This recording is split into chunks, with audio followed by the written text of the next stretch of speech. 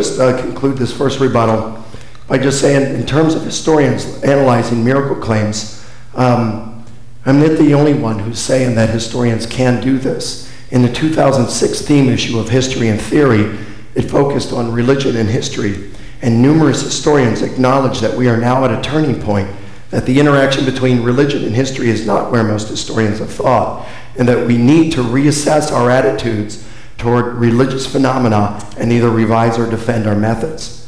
Many of the contributors noted a philosophical bias against miracles on the part of many historians.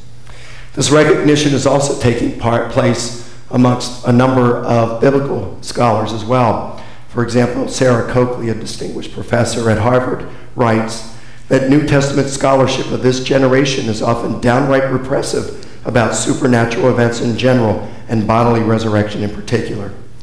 Ben Witherington writes, even some contemporary Bible scholars assume that miracles must be left out of account if we're going to do scholarly work like the other critical historians. This is a carryover from the anti-supernatural bias of many Enlightenment historians, but it seems a very odd presupposition today. Our postmodern world is experiencing a newfound openness to miracles, magic, the supernatural, the spiritual, or whatever you may want to call it. So even though there are numerous biblical scholars and historians who believe they're prohibited from investigating miracle claims, a number of professional historians and biblical scholars are calling for a new paradigm.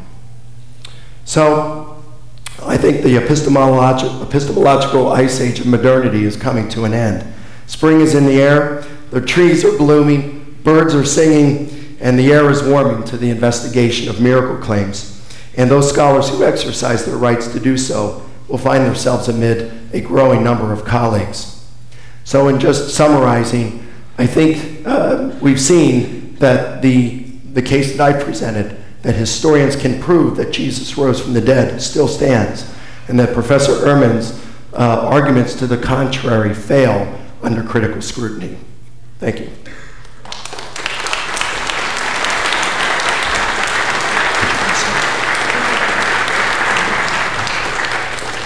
Now for the first rebuttal up here.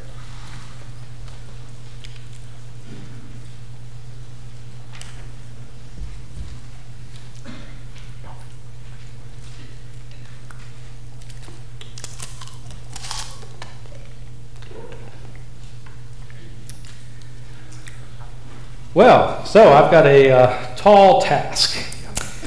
Mike wants to insist that there are 3 undisputed facts that prove that Jesus was raised from the dead historically.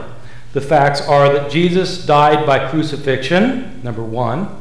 Number 2, that his disciples afterwards came to believe that he had been raised from the dead on the basis of what they said were appearances to them, number 2. And then number 3, that the Apostle Paul converted. First, let me point out that I don't see that he actually has 3 rock-solid facts that point to the resurrection. Take fact number 1, that Jesus was crucified. How exactly does the crucifixion of Jesus provide evidence that he was raised from the dead? There were thousands of people who were crucified in the first century. Is this evidence that thousands of people were raised from the dead? Some people have the mistaken idea, of course, that Jesus alone was crucified. And when you see artistic representations, often, of course, you'll see Jesus nailed to the cross and the 2 robbers tied to the cross. Have you noticed that? Why is that? Well, it's to show that Jesus suffered more than anyone else. In fact, lots of people suffered crucifixion. In the year 70, when the Roman general Titus overthrew Jerusalem after a 2.5-year siege of the city of Jerusalem, they breached the city walls. They went in to slaughter the opposition. Titus crucified all of the opposition, so much so he ran out of lumber. Crucifixion was a common form of execution in the Roman Empire for the lowest of the low. The fact of crucifixion simply shows that Jesus was executed for some kind of crime against the state. It has no relevance to whether he was raised from the dead, any more than the crucifixion of anyone else is evidence that he was raised from the dead. So we no longer have 3 rock-solid facts that point to resurrection. We have 2. The crucifixion is irrelevant to the question. So let's look at these 2. The disciples believed in Jesus because he allegedly appeared to them, and Paul was converted.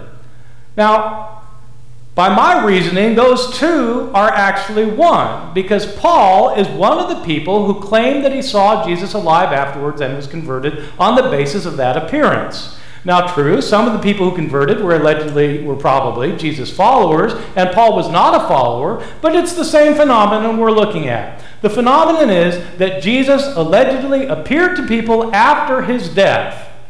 So, let's take on that as a piece of evidence. That is the only piece of evidence that Mike has marshaled, namely that people claim to see Jesus alive after his death. So we have one fact that I agree with.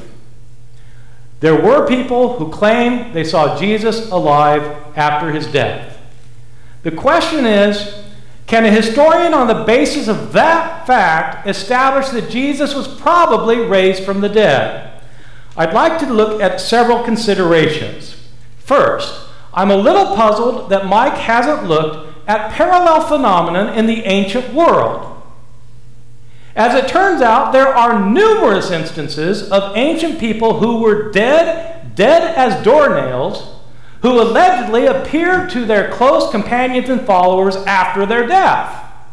Were all of these people raised from the dead?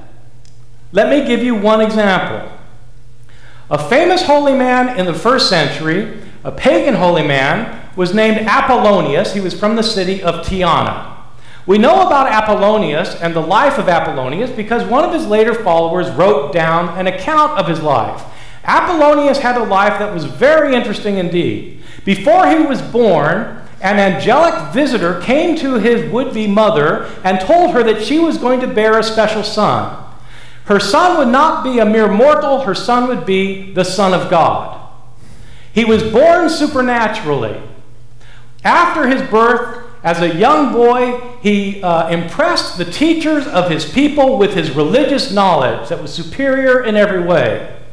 When he became an adult, he left his home and went from one village and town to the other, preaching his message.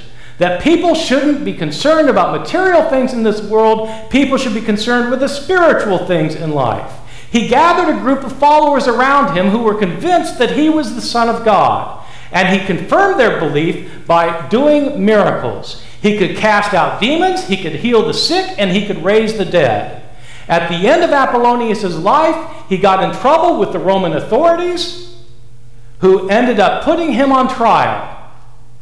But he ascended to heaven, and afterwards he appeared alive to his followers. And his followers talked about it. Some of them wrote books. One of the books has survived. Now, if the rock-solid evidence of Jesus' resurrection is that somebody claimed they saw him alive afterwards, then I think we have rock-solid evidence that Apollonius of Tyana was raised from the dead. How is it any different? And it isn't just Apollonius who is a candidate for resurrection from the dead. What about Romulus? What about Heracles? What about Cleomedes? What about all the other people from the Greco-Roman world who were allegedly seen by their followers after their death? Are they all people who have been raised from the dead? If Mike wants to base his argument solely on this one fact that he says is not based on biblical inerrancy, which, by the way, I didn't mention because I didn't think he did hold a biblical inerrancy. If he wants to hold this not on the basis of biblical reports, but on this one idea that people later said they saw him alive afterwards, then what about these other people? Secondly, what about modern people who are seen after their death? It turns out there's an entire literature of studies done by experts, psychologists, social historians, parapsychologists, about people who have visions of loved ones after their death. Why hasn't Mike investigated this information? As it turns out, it's a very common phenomenon for people to claim to have seen somebody that they were close to after their death. These occurrences are well documented. Sometimes the person comes to a person through a wall or through a door and disappears as suddenly. These people are not seen to be ghosts. They're seen to be real physical people who can be touched and held and experienced. Sometimes these people are seen by multiple people at the same time.